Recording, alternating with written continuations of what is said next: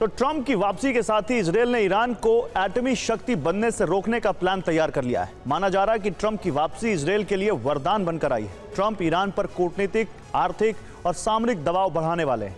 Israel ने स्पष्ट किया है कि ईरान को डिप्लोमेटिक और मिलिट्री इन दोनों मोर्चों पर तबाह करने का यह सबसे सटीक समय है।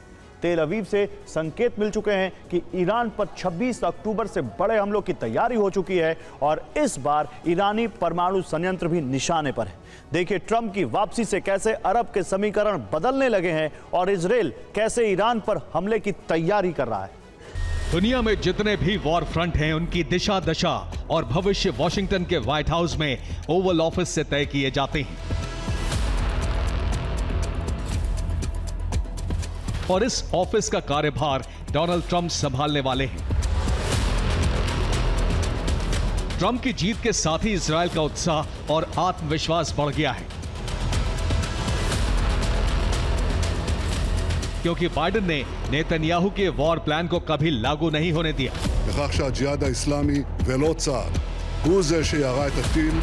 माना जा रहा है कि ट्रंप ईरान पर बहुत ज्यादा दबाव बढ़ाने की नीति पर अमल करेंगे और इजरायल को मजबूत करने के लिए भी प्रतिबद्ध रहने वाले हैं।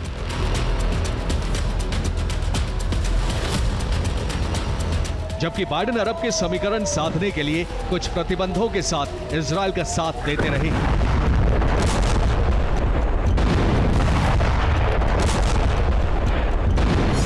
नेतन्याहू गाजा के राफा पर नियंत्रण चाहते हैं और बाइडेन इसका विरोध करते रहे। नेतन्याहू नसरल्ला पर हमले के पक्ष में थे और बाइडेन नसरल्ला पर हमले के विरोध में थे। बाइडेन गाजा में राफा में ग्राउंड ऑपरेशन के विरोध में थे और नेतन्याहू ने राफा में ग्राउंड ऑपरेशन शुरू कर दिया था।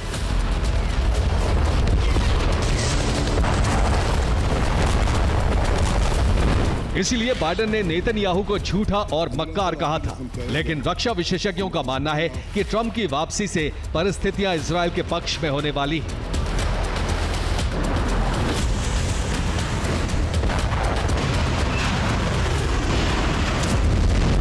यूरोप के कई रक्षा विशेषज्ञों ने कहा है कि अरब में तूफान आने वाला है और अब ईरान के नेताओं को सोते हुए भी एक आंख खोली रखनी होगी।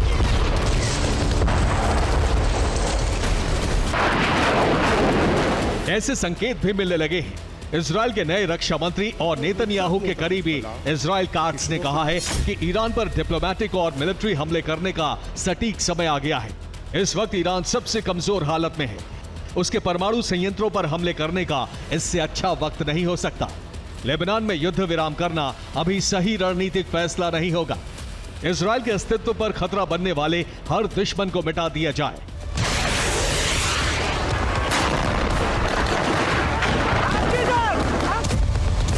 इजरायली रक्षा मंत्री के बयान का मतलब है कि अब ईरान को परमाणु शक्ति बनने से रोकने का समय है और लेबनान में हिजबुल्लाह के खात्मे तक जंग जारी रहेगी। भले ही इस जंग में लेबनान का अस्तित्व खत्म हो जाए।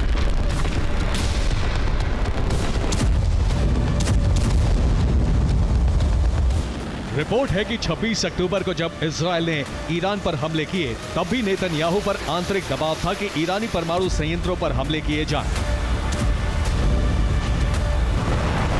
लेकिन ऐसा कदम बाइडेन की रेड लाइन क्रॉस करना होता।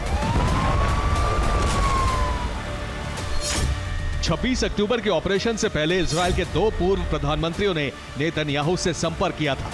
नेफ्ताली बेनेट और यार लैपिड ने नेतन्याहू से ईरानी न्यूक्लियर सेंटर पर हमले की अपील की थी। तब सेना को सिर्फ 20 मिसाइल प्रोडक्शन सेंटर और एयर डिफेंस सिस्टम सेंटर पर हमले का आदेश दिया गया था।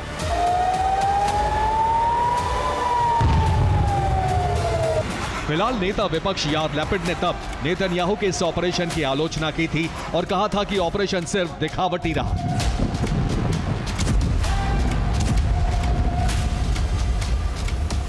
लेकिन ट्रंप की वापसी के साथ ही यह माना जा रहा है कि इजरायल अगले ऑपरेशन में ईरान के परमाणु कार्यक्रम को तबाह करने के लिए हमले कर सकता है। ट्रंप की वापसी के साथ ही ईरान भी बड़े हमलों की आशंका में है और डिफेंस की तैयारी शुरू कर दी है।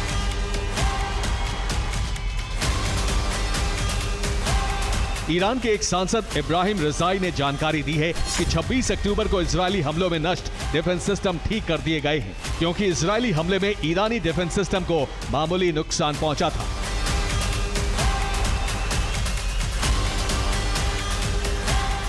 डिफेंसिव तैनाती करने के साथ साथ ईरान ने इजरायली हमलों से बचने के लिए अंडरग्राउंड ऑपरेशन शुरू कर दिया है।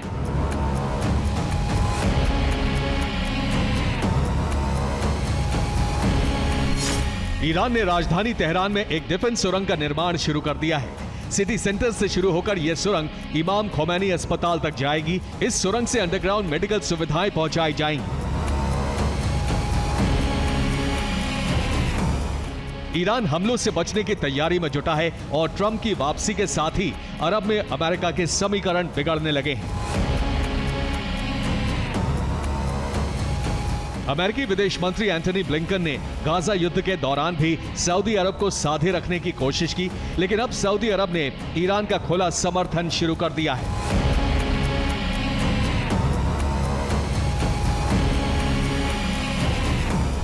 सऊदी के क्राउन प्रिंस मोहम्मद बिन सलमान ने इजरायल को नरसंहार का दोषी बताया है। इसके साथ ही कहा है कि इजरायल को ईरान की संप्रभुता का सम्मान करना चाहिए। सलमान ने कहा है कि इजरायल को ईरान के साथ जंग नहीं भड़कानी चाहिए।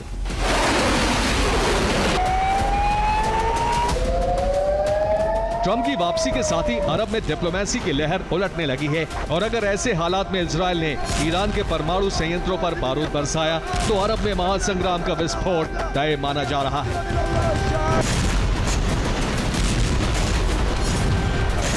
Bureau report, TV9, Bharatvarsh.